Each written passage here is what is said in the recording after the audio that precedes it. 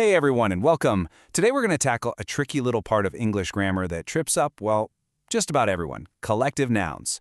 You know them, words for groups like team, family, or flock.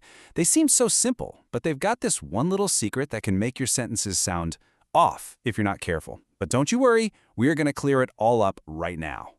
So check this out. You can say the family is happy, but you can also say the family are arguing. So how? How can the exact same noun, family, be treated as both singular and plural?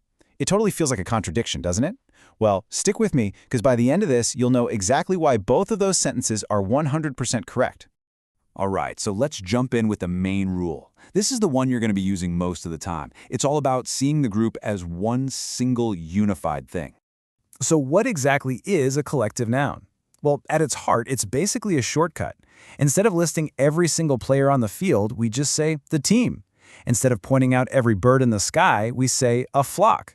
It's a single word that stands for a whole bunch of things, and honestly, it makes our lives way easier. Okay, now here is the most crucial part.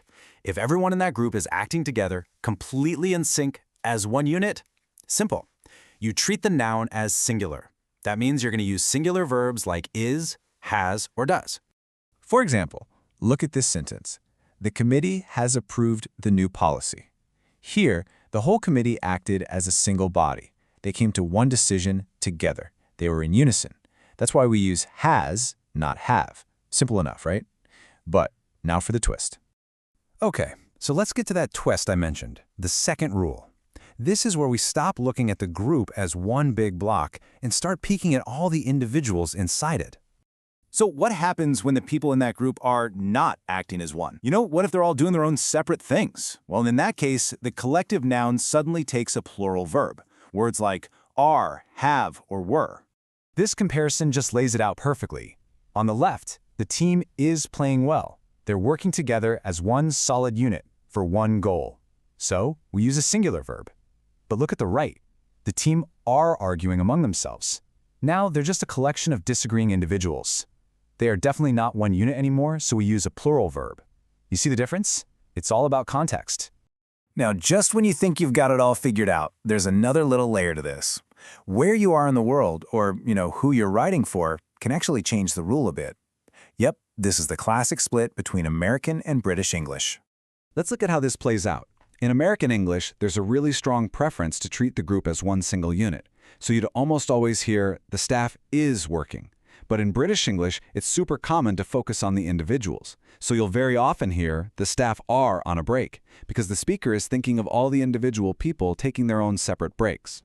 So the key takeaway here is pretty simple. For an American audience, it's almost always safer to stick with the singular verb.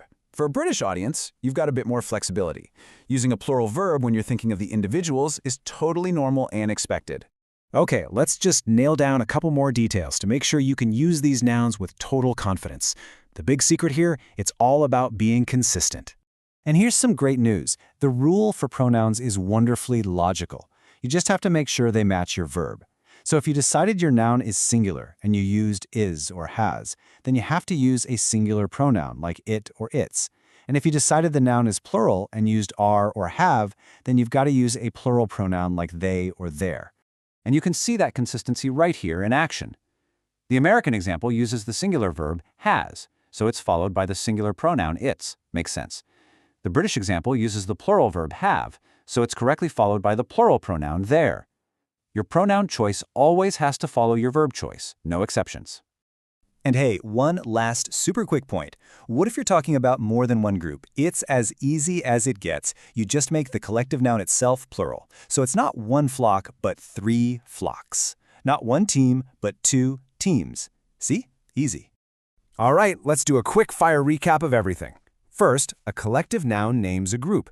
If that group acts together, as one, use a singular verb like is or has. If the members are all acting like individuals, use a plural verb, like are or have. Remember, British English speakers tend to use those plural verbs more often. And finally, whatever you do, always match your pronoun, its or their, to the verb you chose. Follow those steps and you'll nail it every time. So there you have it. We've untangled the puzzle of the happy family and the arguing family. The logic is all about your perspective. Are you seeing the single group, or are you seeing the individuals inside it? Now that you've got this one down, let us know. What other grammar gray areas out there still get you confused? We'd love to hear about them.